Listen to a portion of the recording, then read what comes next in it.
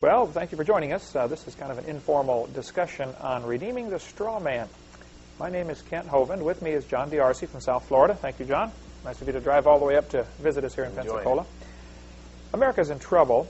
We have a lot of people confused about what's going on. This will be just kind of an informal discussion about it ties on a variety of topics, but where are our rights? Our founding fathers said, "We hold these truths to be self-evident, that all men are created equal. They're endowed by their Creator with certain unalienable rights, rights that you just can't put a lien against." And what we want to try to do is just explain where we lost it and how to get it back. Just try to keep it simple so folks like me can understand it. Basically, God created the universe. We've got a little chart here behind me that kind of explains God created people. This would be Kent Hovind, John D'Arcy, John Doe, etc., etc. We, the people, got together 200 years ago and created a state government. All of those states got together and created a federal government.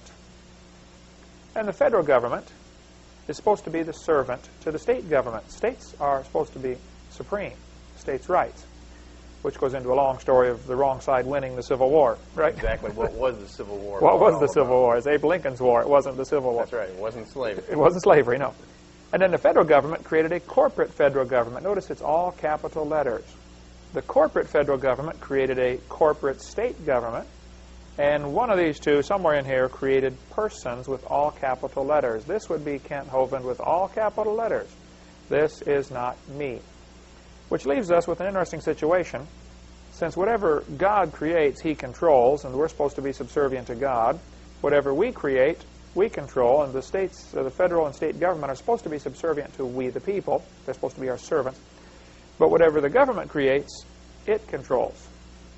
So the government has created persons, actually a corporate soul, for every individual being in the United States. There's a corporate Kent Hovind and a corporate John D'Arcy.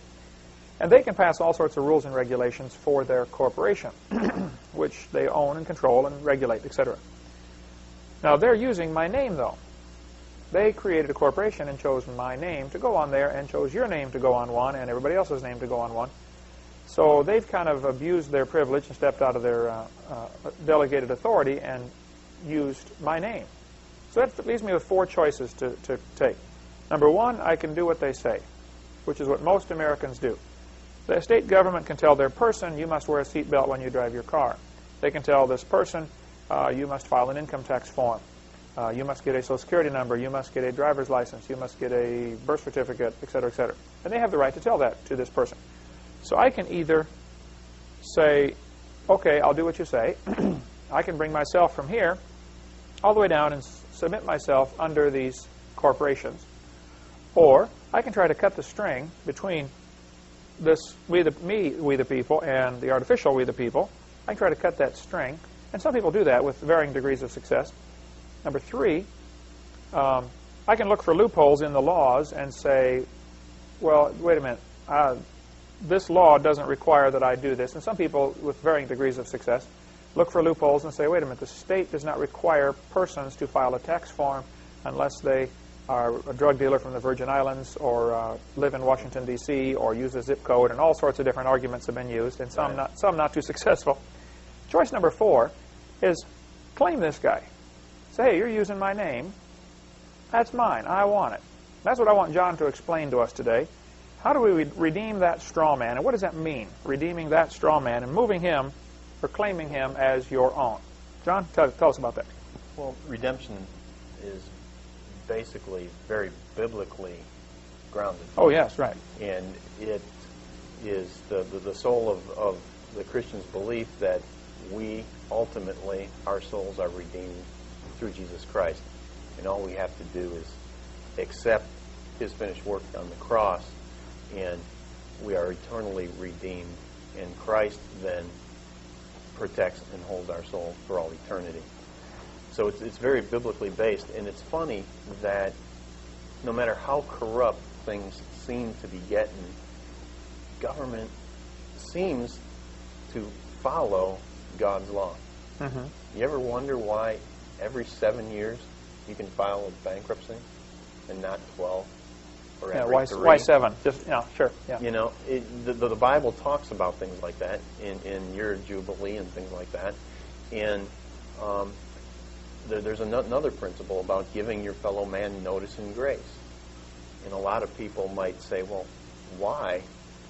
How can you call that just for a God to take a heathen in Africa who never saw the Bible and expect him to have knowledge of Jesus Christ? And Isaiah talks about how God has given everyone notice. Then shall it be for a man to burn, for he will take thereof and warm himself. Yea, he kindleth it and breaketh bread. Yea, he maketh a god and worshipeth it. He maketh it a graven image and falleth down thereto.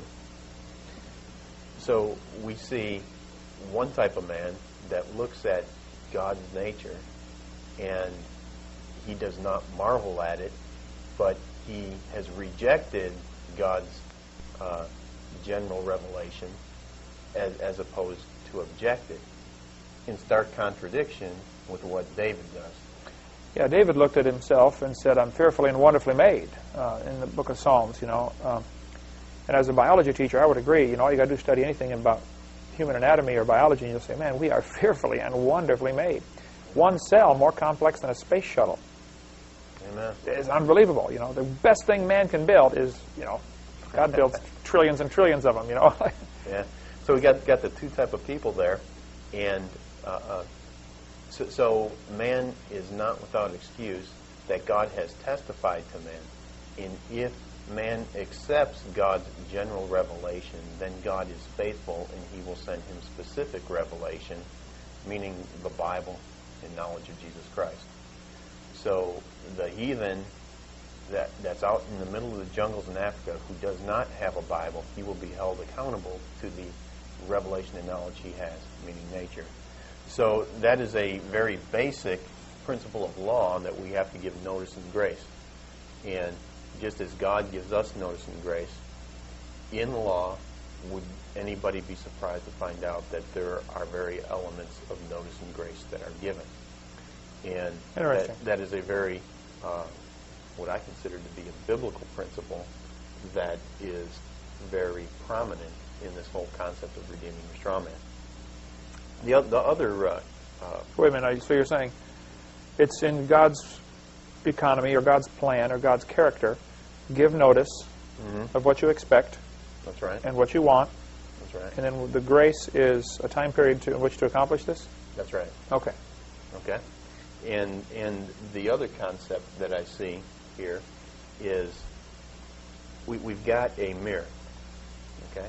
And we have God, and he's perfect, he's holy, he's just. And the flip side to that would be Satan. And he is the exact opposite of what is holy and what is just. Right? He's evil. And God, only God can create real, tangible things. Paper, sure, and matter, wood, time, right. And so Satan cannot. So all he is left doing is counterfeiting. And he's a great counterfeiter. And that is the other principle that we find out here in the straw man, is that whatever God created, Satan's got his counterfeit too. And man turns around and man created real de jure government. The government turned around and created a fiction.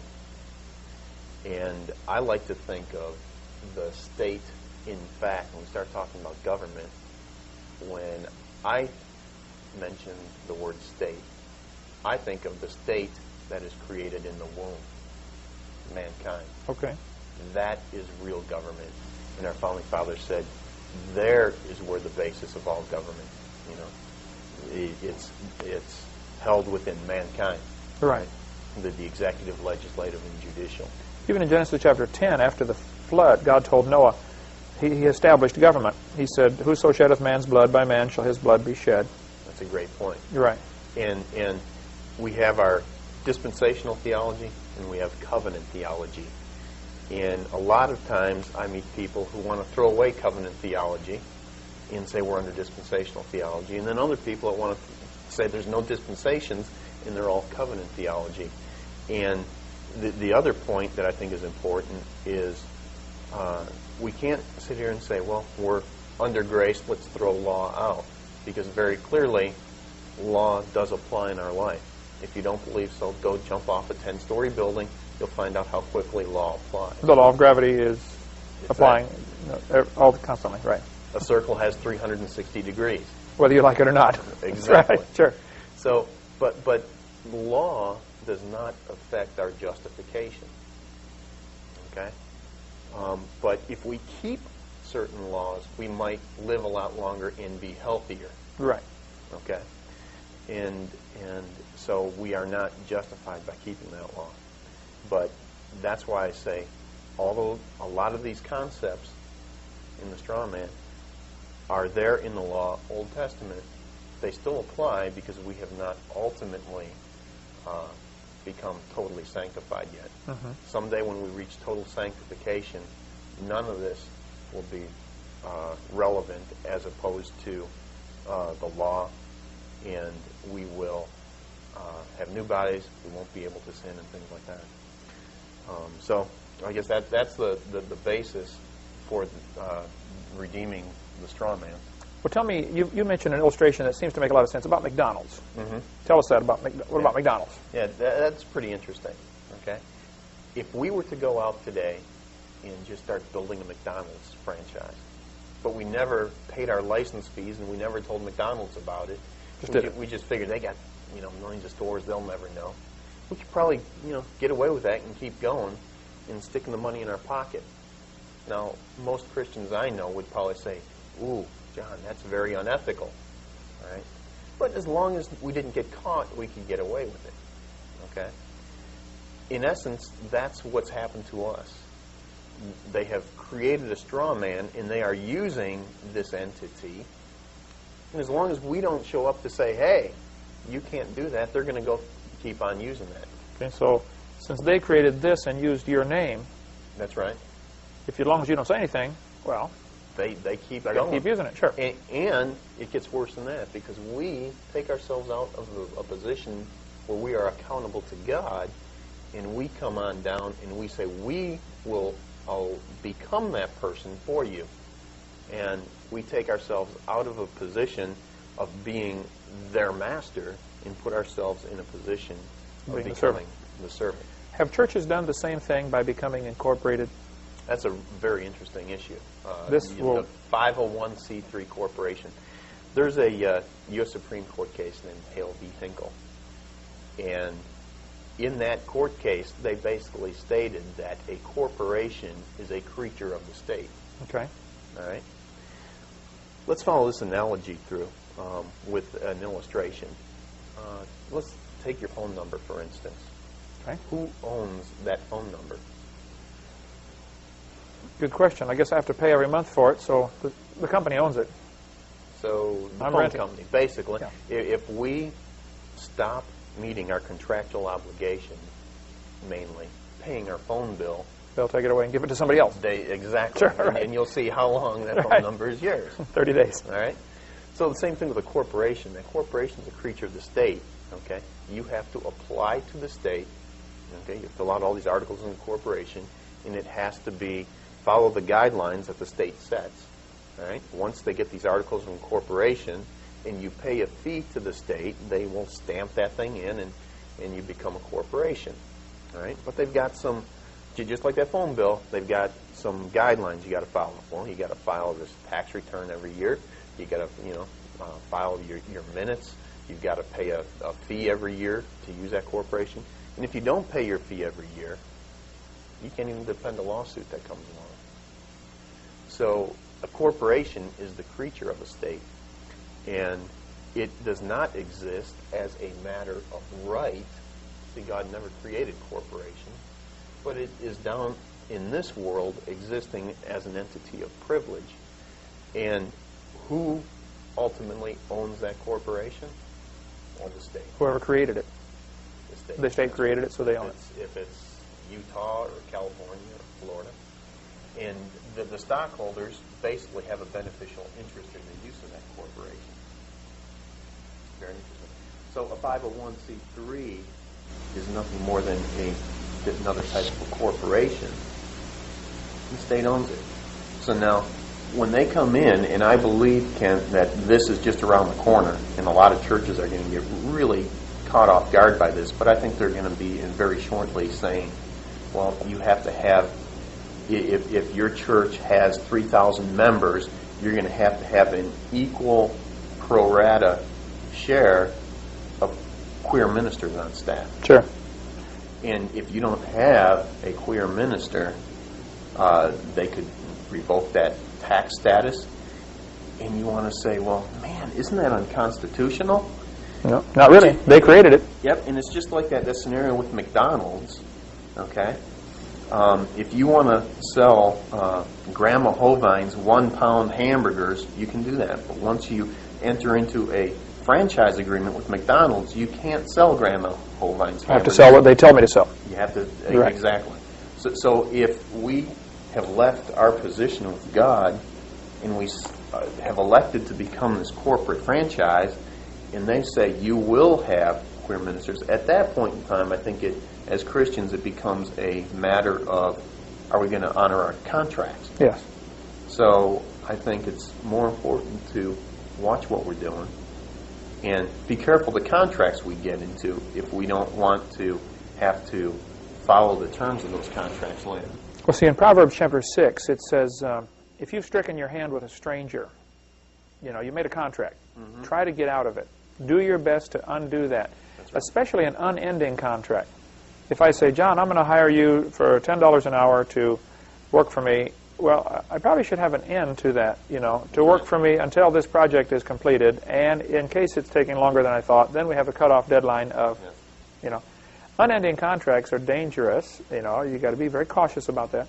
And Proverbs chapter 6 warns us about that.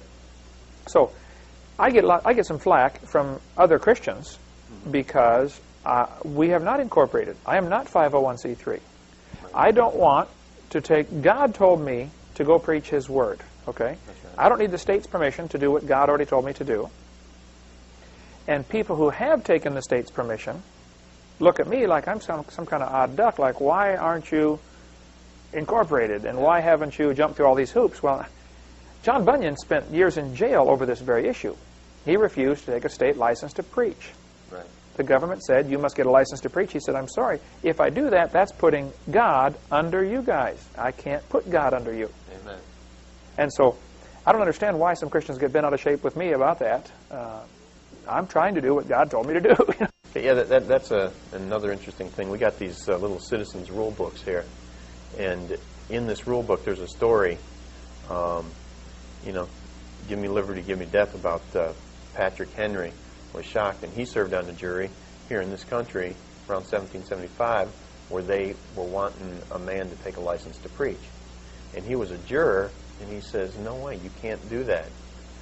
And they wound up throwing him in jail as a juror until they weren't going to let him out until he agreed to find the guy guilty. And he was willing to stay there in jail and lose his business. A lot of Christians might say, well, what kind of a testimony is that? He wound up in jail. But still, he did the right thing. Right. And finally, he was covered in his own feces. They finally let him out because he wouldn't find the guy guilty. I'm going to die here. He's not guilty. And that's another sad truth, is that the judges are telling everybody when you serve on a jury that it has to be unanimous one way or another. And the truth is, if one juror says the guy's not guilty, there's your reasonable doubt. That's exactly correct. Okay, one juror says no. And a juror can do that if he thinks the law is unjust. That's right.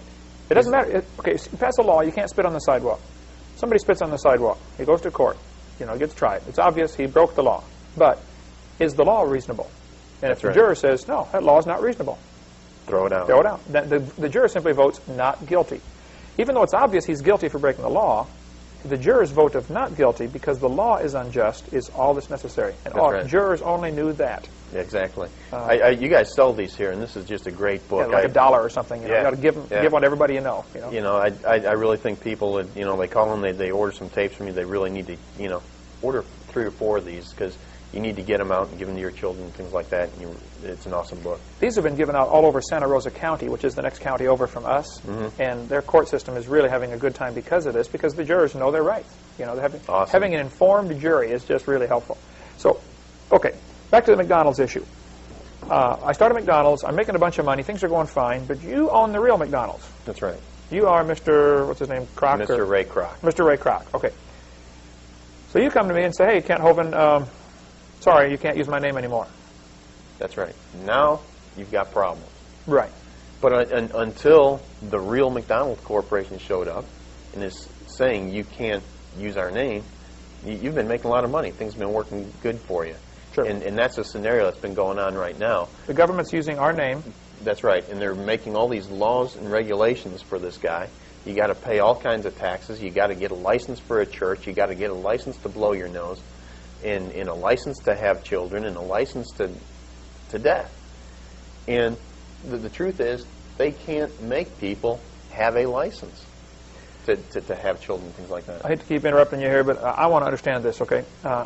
My son, when he got married, elected not to get a marriage license. You don't need state's permission to do something God said you can do. God ordained marriage, okay? That's right. And I get some Christians even today that still don't understand, you know, that they think I'm some kind of radical. I guess it's because everybody's been doing this for so long. Yeah. And when somebody comes along and says, hey, I've got my freedom, they don't understand it. Or they resent it, or they're jealous of it, or something. Exactly. I don't know what it is. And now I have a lot of appreciation for the battle Christ was fighting with tradition.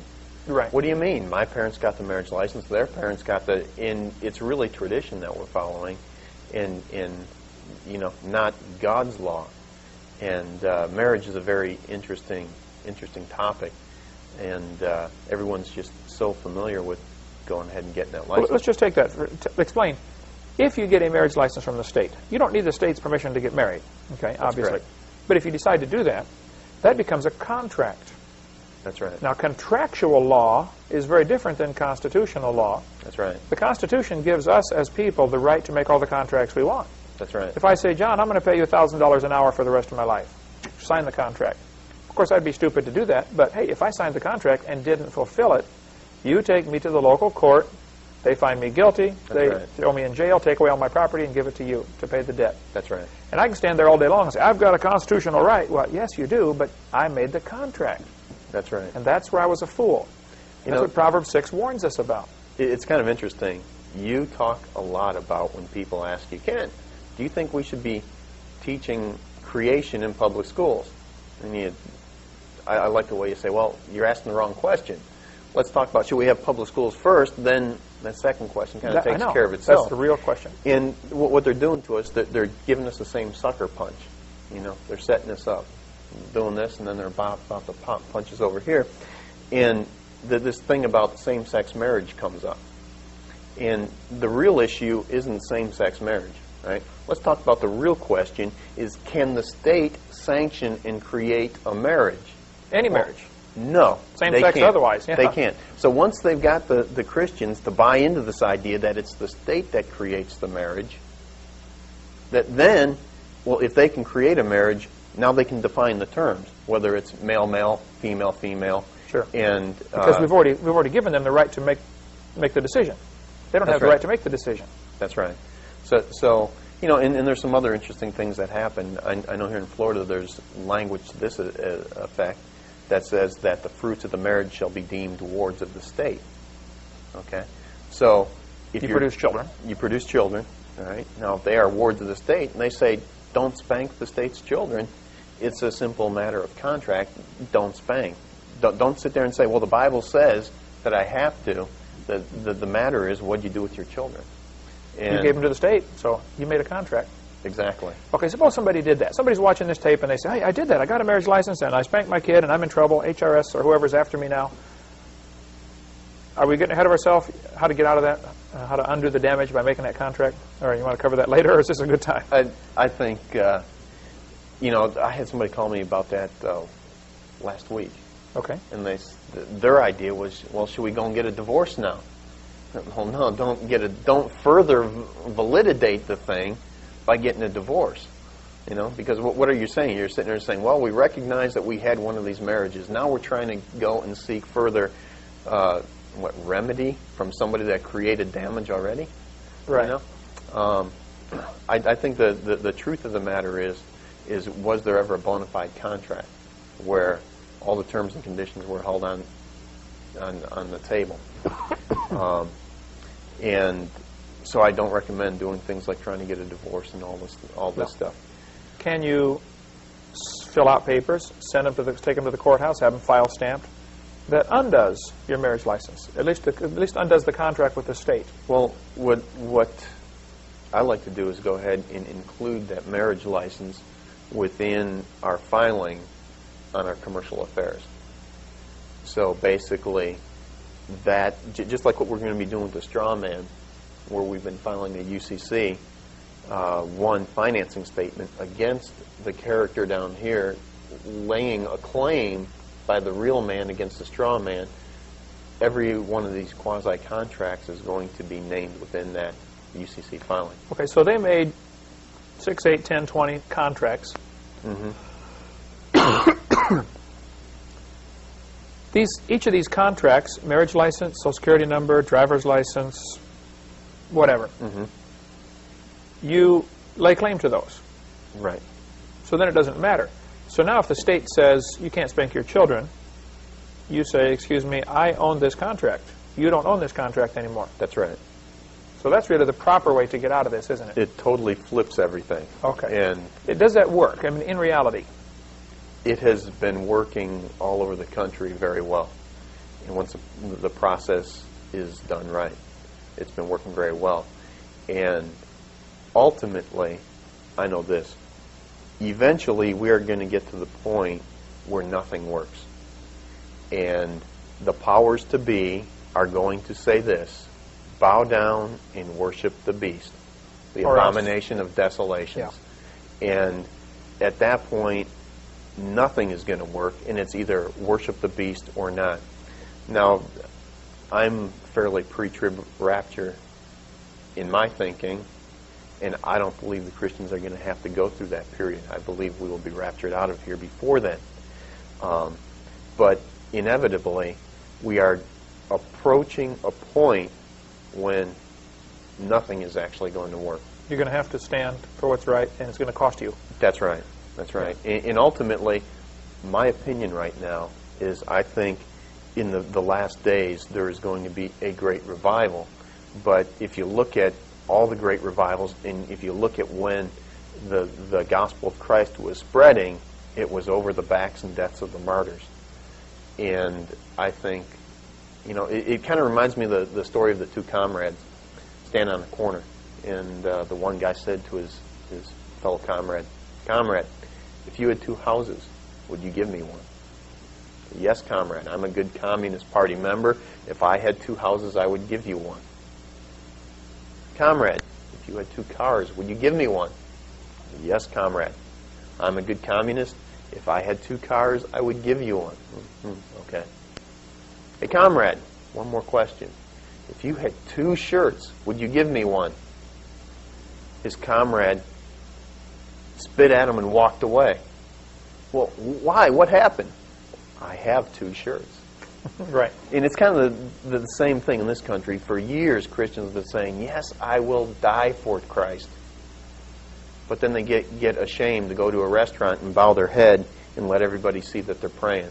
The guys at work, they're going to ridicule me. So God, so far, has not been asking us to die for Him. He's been asking us to live for Him. And we're not even doing that. And if we're ashamed to live for Him, Yeah. and like Romans 12 says, you know, to present ourselves a living sacrifice, wholly acceptable. If we're not even going to be willing to have our feelings hurt for Him, what would happen if the day came that we are asked to pay the ultimate and give our life for Him? I see it as the frog in the pot analogy, where we slowly raise the temperature. Christians keep saying, "I'll never take the mark of the beast." Well, now, slow down. You already took the contracts. You already took the Social Security number. Yes. You already took all the licenses. You already took yourself out from under God's authority. Don't tell me you won't take the mark. You will take the mark. And I think we're going to be shocked at how many Christians can't succumb to the pressure when it reaches that point. Like, they're heating up the furnace now. Yes. Yeah. And there's only going to be 3 that don't bow. That's what happened. You figure they took 7,000 Jewish young men captive, brought them to Babylon, trained them in the Babylonian language, Babylonian customs, and when he built that statue and said, bow down and worship it, 6,997 of those Jewish boys bowed down. They'd been taught all their life, don't bow to statues. Well, they did anyway. Yep. I mean, when you're looking at the furnace and looking at the statue, okay, you bow down and kiss the dirt. And I think this mark of the beast, when it says he causeth all to receive a mark in the right hand or the forehead, and without the mark you can't buy or sell, it's real easy for us to sit here and say, I'll never take that mark. Well, just wait till you're hungry. Yes. Yeah, and that's exactly what happened in the Depression. Sure. Everybody's hungry. Standing in line to take that mark. And that's how they create the crisis on purpose. The Depression was purposely created so that people would line up to take this number. And they're going to do another depression or something so that people will line up to get the mark. Give me my chip. I want to go to the store and buy something. That's coming. That's coming very soon. Coming soon to a town near Okay, you. Here we are. We've gotten all these contracts, marriage license, driver's license, etc. Give us practical steps. Step 1, 2, 3, 4, 5, 6, 7. What do you recommend average person do? First of all, I think people really need to start studying and getting themselves up to speed. Where do they get information? Study what? On where they're at. And there's a whole series of good books that helps gets you up to speed. And a lot of times people say, John, are you talking conspiracy theories?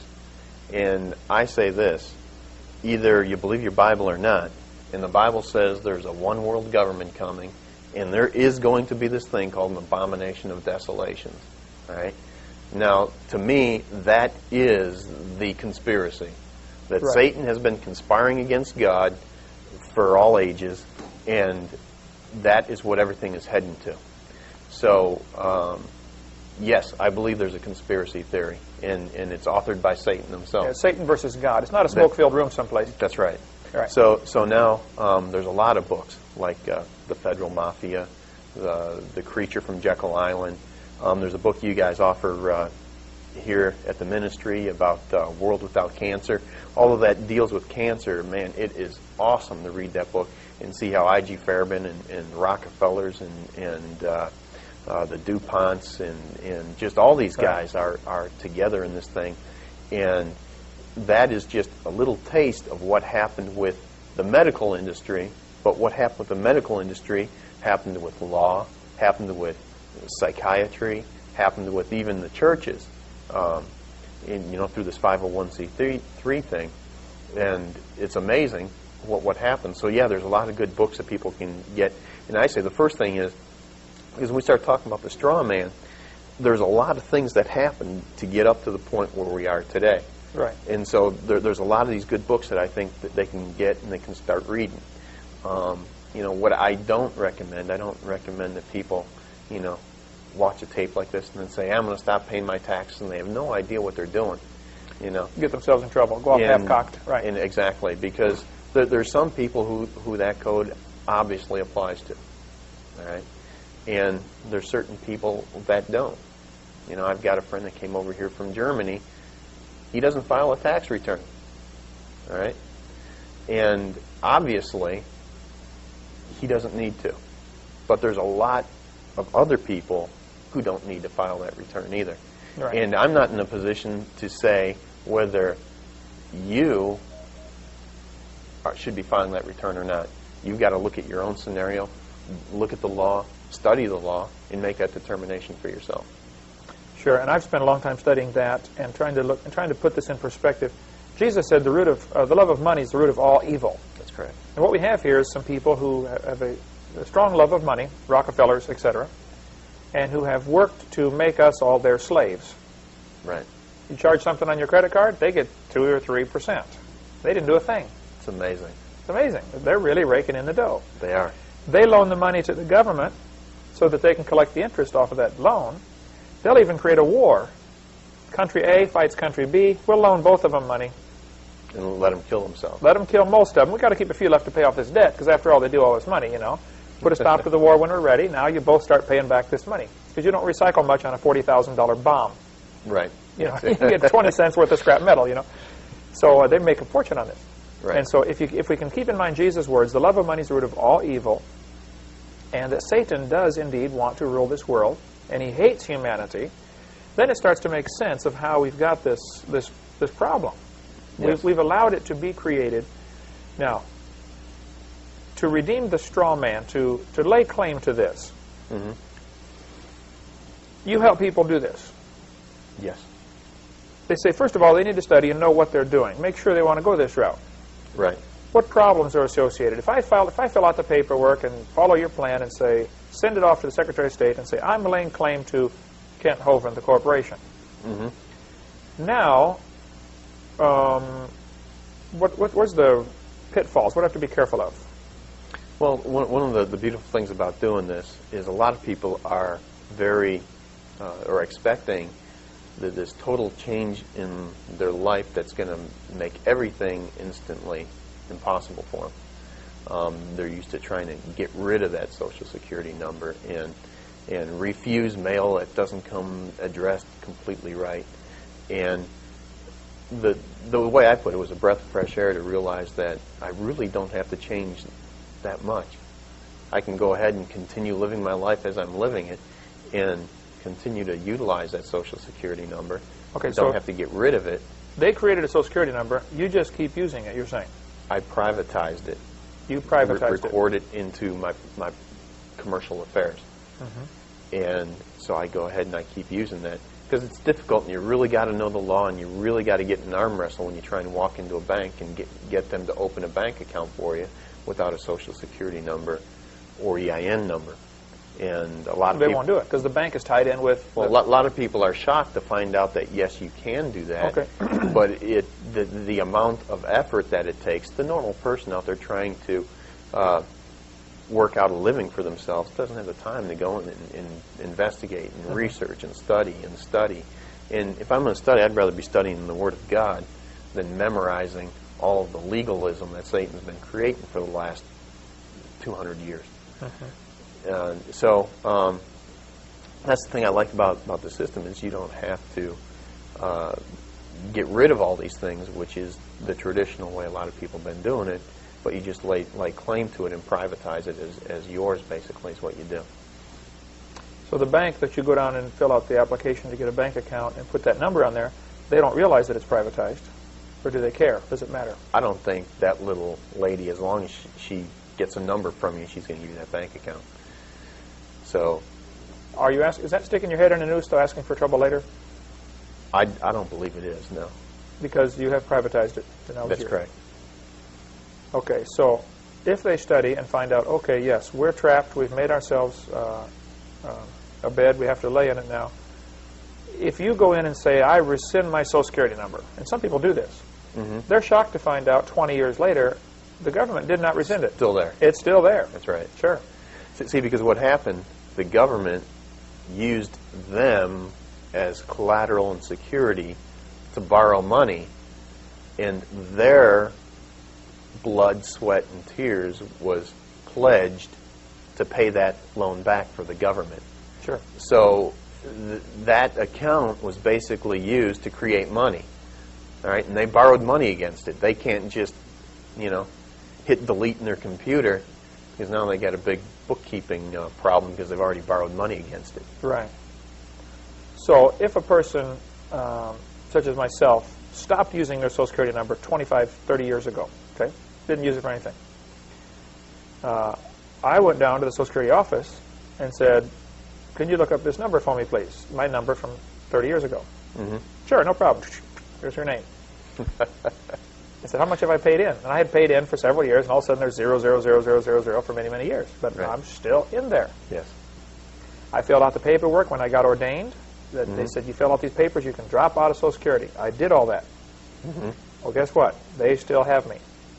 Yes. So the options are try to fight that the rest of your life, or accept it, ask for a new card, which has a number on the back that's very interesting. That's your account number at the bank, right? At the the Federal Reserve Bank. That's right. So get a new card after 92. Then if you use that, you go through the steps of filing certain papers to privatize that, to redeem this straw man. And really, nothing changes much in your lifestyle, but you now are back up here as a free man, right, under God's authority. It's kind of like when somebody accepts Christ as their Savior. You know, what changes? You know, well, you don't have to do anything. There's an internal change that happens. Right. And it's the freedom that you experience is overwhelming. Right. And by accepting Christ, it does not put you under a great big long list of laws and do's and don'ts. It's total. People think it does, though. It's tragic. Total freedom. I see Christians that they think, or people like, boy, if I become a Christian, I got this big long list. You know, the way I see it, Christianity is kind of like being on railroad tracks. Okay? And a lot of times words are deceptive.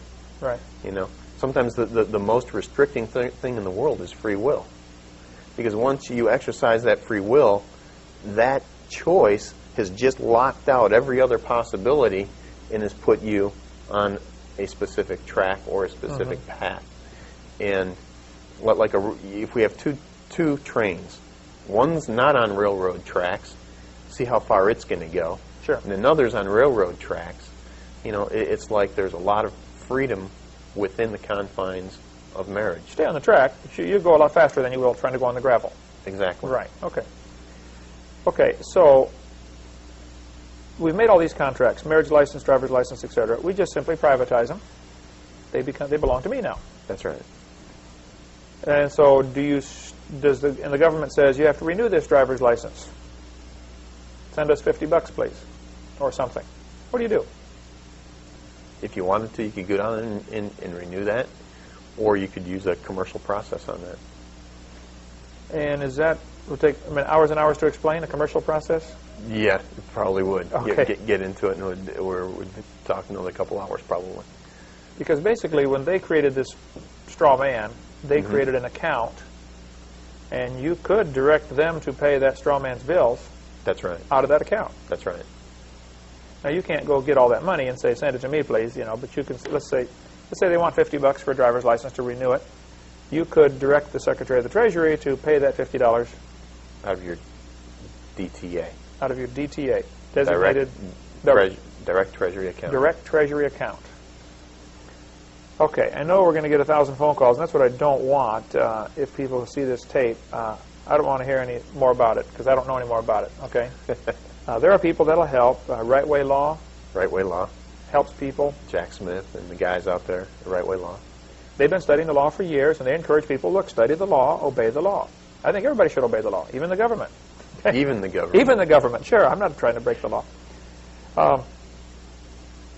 So if you want to get a bank loan, no problem. You just go down and they ask fill out the paperwork. Fill out the paperwork. And get a loan. I just have problems with a Christian going down and getting loans. Yeah, we should try to, oh no man, anything. That's right. But some people, the reason a lot of churches don't want to get unincorporated is because if they get unincorporated, they feel they can no longer give out tax receipts for their members who give money, right. Which goes back to what Jesus said, the love of money is the root of all evil. The fact of the matter is you can give out a tax receipt if you want. That's right. You know, I think I give out receipts to people. If they donate to our ministry, we can give them a receipt. Yes. I'm not a 501c3 corporation. We give them receipts all day long. You know, that's no right. problem. I think the other thing people need to do, they need to start reading some of the foundational law that set the country up. They need to go, and most people don't even know, how do I get a copy of my state constitution? You mean my state even has a constitution? Right. They don't even know that. And you read the state constitutions, and most of the state constitutions I've seen, churches are exempt from taxes. Right. They don't have to file. It's just a matter in their constitution that they can't tax the church. So there's a lot of misconceptions people have, and those misconceptions are basically, you know, what Christ was even fighting, tradition. You know, it's a misconception for such a long period of time that it now becomes tradition, and everybody does it. Well, because everyone's done it. Everyone has always done it. So we need to start looking and reading some of the foundational documents. All right. Well, we'll add more to this tape from time to time. We want to encourage you to don't get distracted on things of this world that are not going to matter anyway. I think we should try very hard to keep ourselves directly accountable to God. But I see an awful lot of Christians get distracted, wasting hours and hours and hours on what some people call the patriot movement, whatever that is. I don't know what it is. But spend thousands of hours on things that they're not going to matter 5 seconds after you're dead anyway. Right. Let's go win souls and Amen. Preach the gospel. But the concept of redeeming the straw man has been fascinating to me as I listened through the tape seminar while I was driving. I listened to the audio tapes from Right Way Law, and it was interesting that we have really let them take us into captivity, and it's not that hard to redeem yourself. That's right. To get out of that. It's easy. So there's another factor, though, that I think some people miss. Because I'm not under the law here, I could drive 100 miles an hour, 200 miles an hour on the interstate if I wanted, as long as I don't hurt anybody, according to my Constitution. Right. I cannot be deprived of my property without due process, and there has to have been an injured party. If I don't wear a seatbelt, I didn't injure anybody. That's right. The state can require their person to wear a seatbelt because that belongs to them, and they're concerned about him. Right. But if I've redeemed him, it doesn't matter. It's interesting because in Florida, the speed statute that cops love to write is 316.183. And if you get a ticket, I can almost guarantee you that's a statute they're going to write, unlawful speed. And if you know how to follow that law through, you look at the statute, and at the bottom of the statute gives history and things like that. And then there is something called the administrative code. Right. And a lot of people don't even know there's the administrative code, and they don't know how it's the administrative code going hand in hand with the statute that has the force and effect of law. And they don't know how to look all that stuff up. But you go through to your implementing regulations, and 316.183 was enacted so that the state could regulate its school bus drivers. Doesn't have to do with the average driver anyway, does it? Has nothing to do with the average driver. The helmet law. The state would like its troopers, when they're out driving around on their Harleys, to make sure they have helmets on. That makes a lot of sense. I used to have a sign business, and I told guys when they used the saw, they had to have safety glasses. Well, when they punched out at the end of the day, went home and used their saw, if they wanted to wear safety glasses, they did. Sure. My company policy did not apply to them at home. So what they try and do, the state comes and passes policy for its highway troopers, and they want everyone to follow it when that law doesn't apply to everyone. Sure. It doesn't have that authority. Well, the other factor, let's take seatbelt. Okay, I've redeemed my straw man. I don't have to wear my seatbelt if I don't want to. Number one, it's smart to wear your seatbelt. Amen. Number two, I don't want my liberty to be a stumbling block to others. That's right. Yes, I can drive 200 miles an hour as long as I don't hurt anybody. And if you were out, but it's a bad testimony. If you were out in Nevada in the desert, there's no one around. Maybe if you wanted to, all right. But I don't believe as a Christian I can go 200 miles an hour through town or out on I-75. I don't believe my old van will do 200 miles an hour anyway. But the Spirit won't let me. So it's and the other thing I think what a lot of people need to do is they need to go down to the courts, find out when they're having criminal traffic proceedings. All right, guys driving on suspended license, drunk driving, things like that. And you're going to find out that there's so many paying customers, I mean people that have been arrested, that it's supposed to be a public proceeding, but they got so many people that have been charged that if you don't have an information against you or a ticket against you, you won't even get a seat. And that's how many people are in here. But you're going to see this, that the court hasn't even been in session 15 minutes, and they're up over $40,000 in fines. I was amazed to find guys who were DUI, all right, that they got in wrecks, they hurt people. No jail time, a $5,000 fine, 5 years probation, with one of the terms of probation at the end of 5 years is that you've paid the $5,000 fine, all right? So if you violate your probation, then they can throw you in jail for the full jail sentence. So what they're doing, they're using the jail sentence over here as a hammer, holding it over your head, saying, you better pay this fine, because if you don't pay the fine, we're going to throw you in jail. See, they don't want to throw you in jail for DUI. They want you to be paying fines. That's the name of the game with DUI. Funny. It was like a conversation I had with a guy. I was waiting for a table at a restaurant, and I was talking to this guy, and I told him, I said, I personally don't agree with the DUI laws. And he looked at me like I was his best friend.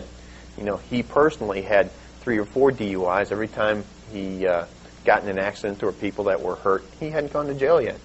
And he had one fine of $5,000. The next time he got $7,000, and the fines are just going up, up, up.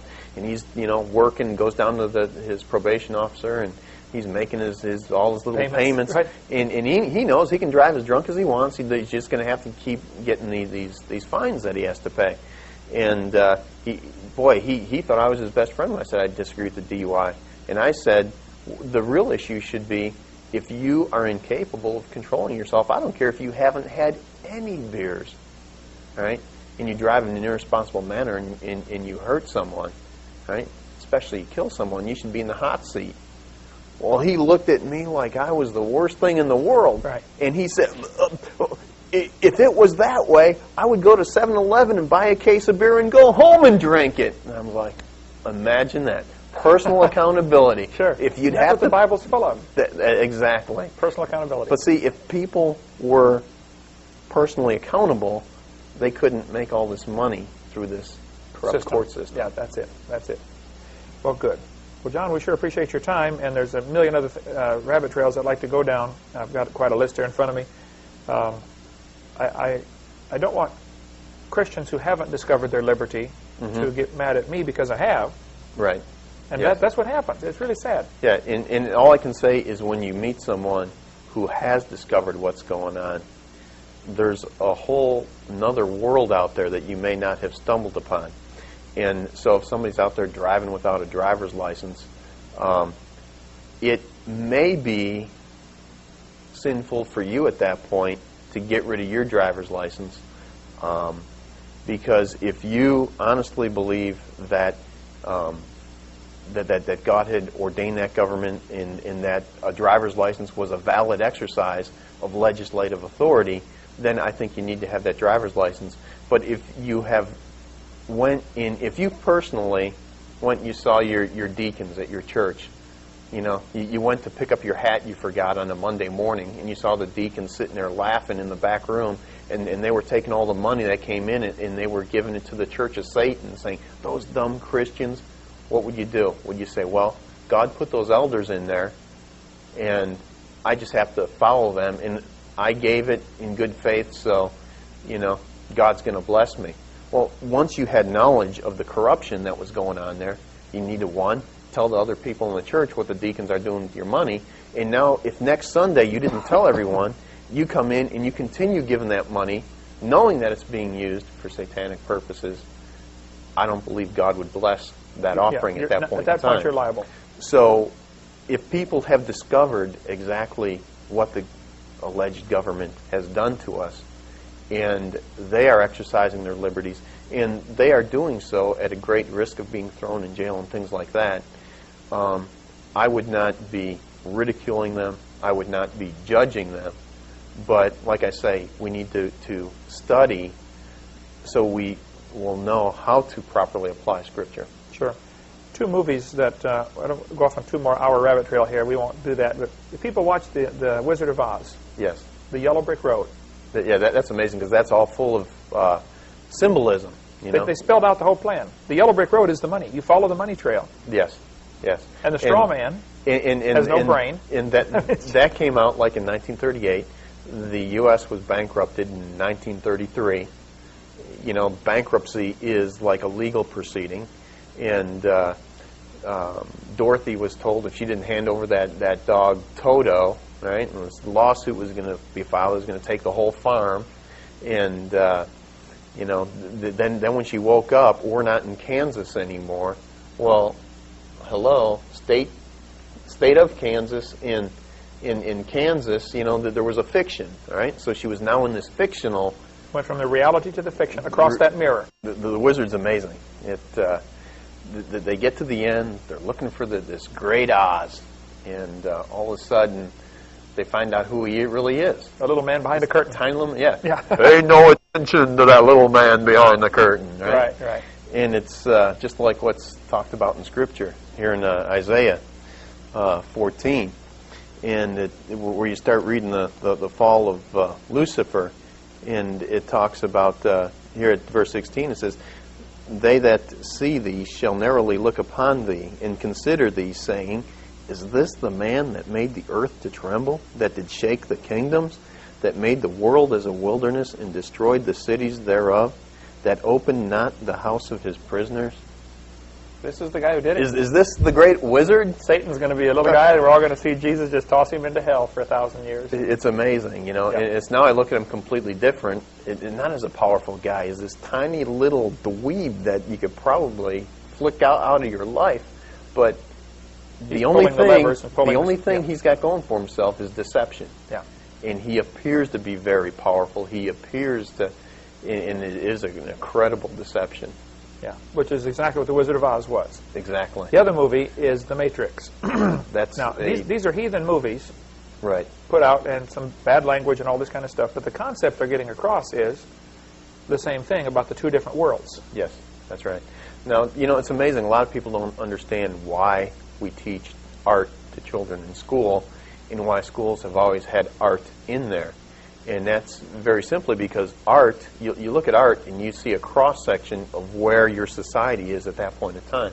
If you look at art from the 16th century or look at art during the Dark Ages, you know, there wasn't a lot of art going on then. But then you look at the Renaissance and all this stuff, and you can get a good cross-section.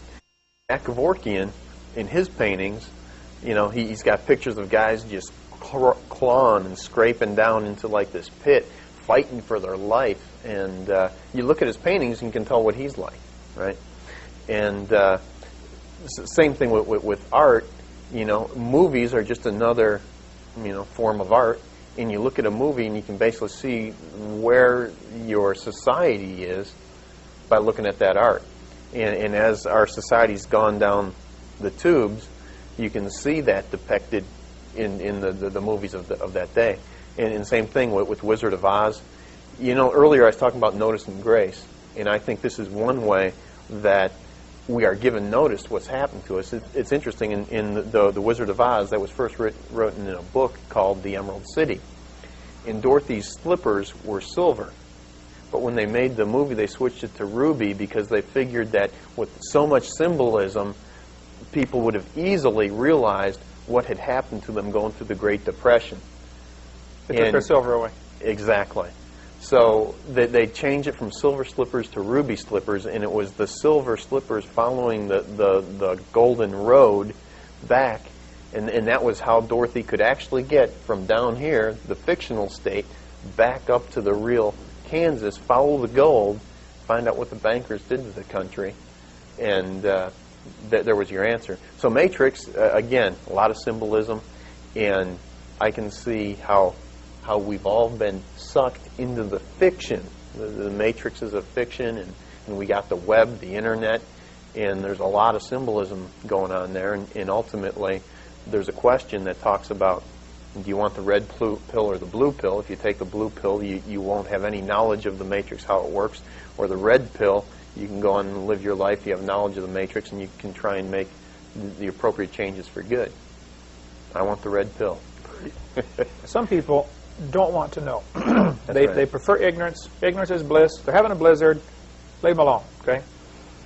Our founding fathers that started this country a couple hundred years ago, about 3% of the population supported him.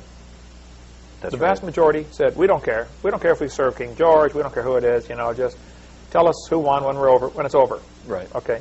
And an awful lot of people are in that state today. And very small percentage followed George Washington, you know, and were willing to risk all. Mm-hmm. But I'm glad they did. Yep. Matter of fact, everybody today is glad they did. We put their faces on our money, and we, you know, build big statues in our courthouse, et cetera, et cetera. But had we been in that same situation, a small percentage, nothing's changed, 3 or 4%. Right. Still fighting the battle.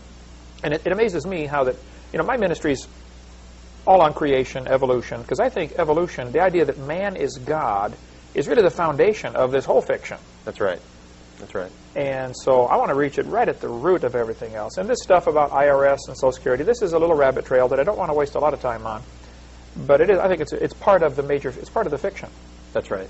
And so I think people need to be exposed to it. And should you choose to say, hey, that's a battle worth fighting, I don't have time to fight every battle in the world. I decided I can't pick up every piece of litter on the highway. I can't fix everybody's broken car in the world. I can't fix everybody's, plugged up sink in the world. I know how to do that. I just don't have time to do everybody's, okay? Right. Yes. I have to pick and choose which battles are worth fighting.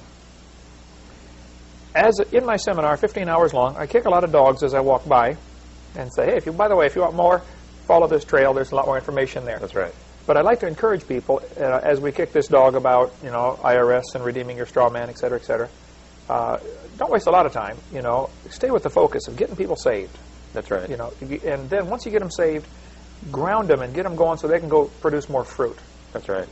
But if we've made ourselves slaves, all through the Bible, you see where the children of Israel fell into slavery, and then they begged God, "Get me out of this." Yes, that's right. I've experienced the freedom of being in the real world instead of the fictional world. I believe I'm pretty well out, and it's wonderful. Yes, it is. And I'll take the red pill too. I'd like to know. Some people don't want to know. Some people say, what's even worse, after people know and that they're aware that there's a decision to make, then they say, "Give me the blue." Sure. And I can't help those people. That's right. There's nothing you can do for them. If you want the blue pill, just take it, But some people say, as far as the future, they don't want to study prophecy and what's coming with the mark of the beast and the world, everybody being killed, and they don't want to know all that. Well, I think I'd rather know. Me too. I'd rather walk in with my eyes wide open, knowing, hey, you're about to be shot. Yes. Well, okay. Daniel, Shadrach, Meshach, Abednego, they all faced their trials. Jesus grew up under Roman control. All the disciples did. Their whole life under Roman oppression, under the thumb. Joseph sold to slavery, to be down to Pharaoh. And the children of Israel lived under slavery. You can live for God under any situation. That's right. It's a little easier under some than others, and I'd rather not be, stretched on the rack and tortured and have my skin ripped off and all this kind of stuff. But it's happened. Yes, it has. And it's going to happen again. And they have a great reward in heaven. Sure. And it's easy for us to sit here, and say that when we're not in pain. That's right. But it's happened all across the country. People say, we're going to be out of here before the tribulation. Well, I'm with you. I believe Christians are going to be raptured out also. But tell that to the Chinese Christians. That's a very good point. They're already going through it, I mean, right now, they're being dragged out of their churches, and just for going to church, they break their ankles. That's correct. And I believe even if we're right, and we're out of here before the Great Tribulation, I think we are going to be persecuted terribly before that happens. Yeah. And I think as a result of that persecution, there is going to be a great revival, because so many people have bought this fiction, and they have this total allegiance to this fiction, and they defend this fiction almost more vigorously than they will defend God. Right. And I think when this fiction starts killing people like what Hitler did to his citizenry, because there wasn't just Jews, he persecuted Jehovah's Witnesses terribly. Oh, yeah. And his political opponents he was just merciless to. And I think after the system finally starts doing that to people, people are going to get their eyes off of this system and look to God, and I think we're going to see that great revival. But I think that the catalyst thing that's going to make it happen is this total persecution. And then after the revival, I think that's when you're going to see the rapture. Unless the trap is so carefully laid this time. There have been conspiracies all through history, for one world government. But this time, with computers, and the trap is so carefully laid, this is going to be difficult, if not impossible, to. Mm-hmm. You're going to reach that point where you got to decide, are you going to stand or are you going to bow and kiss the dirt? That's it. And it's a fascinating study, and I certainly, John, appreciate your time. Have you taken all your time to explain this? And I would like to see people know more about this, with the caution, don't spend the next 30 years doing this and forget winning souls. That's what we're here for. Because that can just totally suck you into the point that all you're doing, you're reading volumes and volumes of man's law, and you're forgetting all about Scripture. Forget God's law. Be aware to what's going on so you can see it, because I have a much more appreciation for the Scripture, and I think I'm a lot closer to seeing things 2020, all right, knowing what's going on in the Satan's fictional world, and how those two are going hand in glove with what the Bible's talking about. Sure. Well, amen. Yep, let's not get distracted. It's so easy on every topic. Distracted with a basketball or distracted with a, And I've got some major Christian ministries that used to be close friends of mine that have blackballed me and ostracized me because I've discovered there's a mirror here and I'm seeing both sides and say, wait a minute now, I think I'm going to be accountable to God. That's right. And because I do not have a 501c3 corporation, I do not fill out any income tax forms. They think, oh, Hovind's a tax. I'm not a tax radical. I'm not rebelling. That's right. I'm trying very hard to obey the law. Exactly. The real law. The whole law. I'm trying awfully hard. And at the same time, I don't want to get distracted on this. It's amazing. My 15-hour seminar has about an 8-second statement that says, when I mention how evolution ties in with communism, and Karl Marx was anti-God in everything he did, and he invented the graduated income tax system that we have here. Right. And all I say is, by the way, Karl Marx invented the income tax, and it's voluntary. And I go right on with my seminar. That one little 8-second statement has brought me who knows how many thousands of phone calls. So we've got a letter explaining, why I say that. And that's what I want to have this video for. If somebody wants more information, maybe this will help explain. It is voluntary, unless you're still down here. That's right. If you haven't redeemed your straw man, well, then you better do what they say, right? That's it.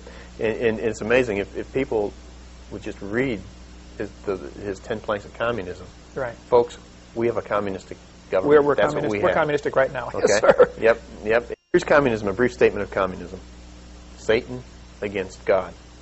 Right? I just got back from Chicago, and I visited some friends up there. And there was a young guy who recently came to the Lord, and one of his professors, is a sworn communist. And he tells them that pure communism is the ideal form of governance. But what they're telling them now is, what they had in Russia, that wasn't pure communism. Why? Because we know that was a failure. So now what do they have to tell them? They got to lie to them and say, well, that wasn't pure communism. Right. Okay. Here's basically why I say it's Satan against God. A lot of people have no idea of what the word trespass really means. Okay. Before you can have a trespass, you have to first establish a right. Okay. After I've established a right, like life from God, gave me life, and you trespass and you take that life away from me, you didn't have the right to that life. I did. God gave it to me. So you first have to establish a right. And Karl Marx's first plank of communism is abolition of all private property. Right. Well, now, where did he get the authority to do that? You see, God gave us that right. In what the first plank of communism is all about is rebelling against God in saying that, God, you don't have the authority to give people private property rights. That's what it is. And we can go through each one of those planks of communism and show you where it is very venomous anti-God. Anti-God, all the way through. The whole thing. And that's all I'm trying to get across. I would have to say, I'm not sorry that I mentioned in my seminar about the IRS. I am aware of the fact that there's a great learning curve to bring the average American who's down here, right, who knows nothing about any of this. There's a tremendous learning curve to bring him up to speed where it's all of a sudden, wow, now I understand. Right. And the people that are still down here might look at somebody who's got his freedom and say, well, what's wrong with him anyway? Right. There's nothing wrong with me. I'm trying to obey God.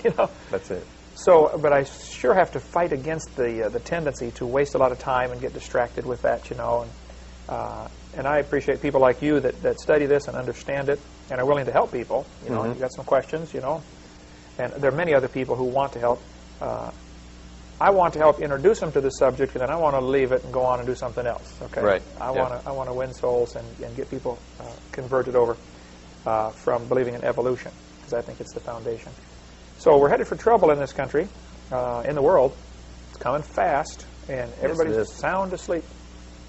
Just going to run right over them, and they're not even going to know what happened. Sad. And I appreciate your time. Thank you so much. Any final thoughts, things we did not cover, and things you want to get on here real quick? I think that pretty much sums it up there. Okay. Get the Citizen's Rule Book. Study the Constitution, but don't let that be a distraction from studying God's Word and God's law. That's the basis of all truth. And always keep in mind the love of money is the root of all evil. Not the lack of money, which some people think. Yes. The love of money. Love of money. Nothing wrong with money, and it's the necessary.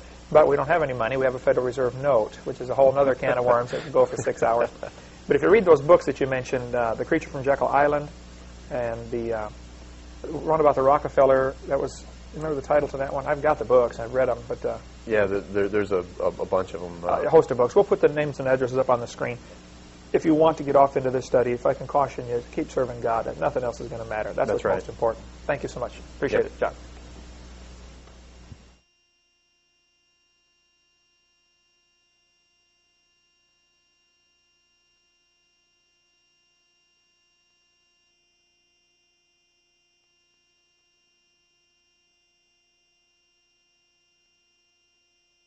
That in your Jubilee and things like that.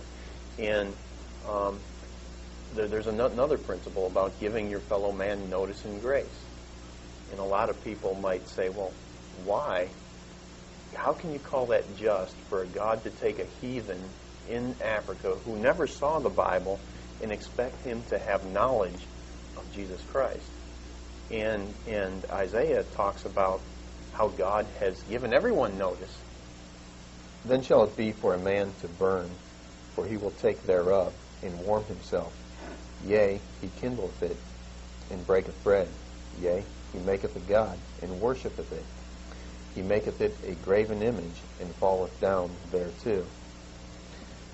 So we see one type of man that looks at God's nature, and he does not marvel at it, but he has rejected God's general revelation as opposed to object it, in stark contradiction with what David does. Yeah, David looked at himself and said, I'm fearfully and wonderfully made, in the book of Psalms, you know. And as a biology teacher, I would agree, you know, all you got to do is study anything about human anatomy or biology, and you'll say, man, we are fearfully and wonderfully made. One cell more complex than a space shuttle. Amen. It's unbelievable, you know. The best thing man can build is, you know, God builds trillions and trillions of them, you know. Yeah. So we got the two type of people there, and so man is not without excuse that God has. With varying degrees of success. Number three, I can look for loopholes in the laws and say, well, wait a minute, this law doesn't require that I do this. And some people with varying degrees of success look for loopholes and say, wait a minute, the state does not require persons to file a tax form unless they are a drug dealer from the Virgin Islands or live in Washington, D.C., or use a zip code, and all sorts of different arguments have been used, and some not too successful. Choice number 4 is claim this guy. Say, hey, you're using my name. That's mine. I want it. That's what I want John to explain to us today. How do we redeem that straw man, and what does that mean, redeeming that straw man and moving him, or claiming him as your own? John, tell us about that. Well, redemption is basically very biblically grounded. Oh, yes, right. And it is the soul of the Christian's belief that we ultimately, our souls are redeemed through Jesus Christ. And all we have to do is accept his finished work on the cross, and we are eternally redeemed. And Christ then protects and holds our soul for all eternity. So it's very biblically based, and it's funny that no matter how corrupt things seem to be getting, government seems to follow God's law. Mm-hmm. You ever wonder why every 7 years you can file a bankruptcy and not 12 or every 3? Why 7? Just, sure. Yeah. You know, the Bible talks about things like testified to man. And if man accepts God's general revelation, then God is faithful and he will send him specific revelation, meaning the Bible and knowledge of Jesus Christ. So the heathen that's out in the middle of the jungles in Africa who does not have a Bible, he will be held accountable to the revelation and knowledge he has, meaning nature. So that is a very basic principle of law that we have to give notice and grace. And just as God gives us notice and grace, in the law, would anybody be surprised to find out that there are very elements of notice and grace that are given? And that is a very, what I consider to be a biblical principle that is very prominent in this whole concept of redeeming the straw man. The other... Wait a minute, so you're saying it's in God's economy or God's plan or God's character give notice of what you expect That's right. and what you want. That's right. And then the grace is a time period in which to accomplish this? That's right. Okay. Okay. And the other concept that I see here is we've got a mirror, okay? And we have God, and He's perfect, He's holy, He's just. And the flip side to that would be Satan. And he is the exact opposite of what is holy and what is just. Right? He's evil. And God, All capital letters. This would be Kent Hovind with all capital letters. This is not me. Which leaves us with an interesting situation. Since whatever God creates, He controls, and we're supposed to be subservient to God, whatever we create, we control, and the states, the federal and state government are supposed to be subservient to we the people. They're supposed to be our servants. But whatever the government creates, it controls. So the government has created persons, actually a corporate soul, for every individual being in the United States. There's a corporate Kent Hovind and a corporate John D'Arcy. And they can pass all sorts of rules and regulations for their corporation, which they own and control and regulate, etc. Now, they're using my name, though. They created a corporation and chose my name to go on there and chose your name to go on one and everybody else's name to go on one. So they've kind of abused their privilege and stepped out of their delegated authority and used my name. So that leaves me with four choices to take. Number one, I can do what they say, which is what most Americans do. The state government can tell their person, you must wear a seatbelt when you drive your car. They can tell this person, you must file an income tax form. You must get a Social Security number. You must get a driver's license. You must get a birth certificate, etc., etc. And they have the right to tell that to this person. So I can either say, okay, I'll do what you say. I can bring myself from here all the way down and submit myself under these corporations. Or I can try to cut the string between this we the people and the artificial we the people. I can try to cut that string, and some people do that. Well, thank you for joining us. This is kind of an informal discussion on redeeming the straw man. My name is Kent Hovind. With me is John D'Arcy from South Florida. Thank you, John. Nice of you to drive all the way up to visit us here in Pensacola. America's in trouble. We have a lot of people confused about what's going on. This will be just kind of an informal discussion about it ties on a variety of topics, but where are our rights? Our founding fathers said, "We hold these truths to be self-evident, that all men are created equal. They're endowed by their Creator with certain unalienable rights, rights that you just can't put a lien against." And what we want to try to do is just explain where we lost it and how to get it back. Just try to keep it simple so folks like me can understand it. Basically, God created the universe. We've got a little chart here behind me that kind of explains God created people. This would be Kent Hovind, John D'Arcy, John Doe, etc., etc. We the people got together 200 years ago and created a state government. All of those states got together and created a federal government. And the federal government is supposed to be the servant to the state government. States are supposed to be supreme, states' rights, which goes into a long story of the wrong side winning the Civil War, right? Exactly. What was the Civil War? What was the Civil War? It's Abe Lincoln's war. It wasn't the Civil War. That's right. It wasn't slavery. It wasn't slavery, no. And then the federal government created a corporate federal government. Notice it's all capital letters. The corporate federal government created a corporate state government. And one of these two, somewhere in here, created persons with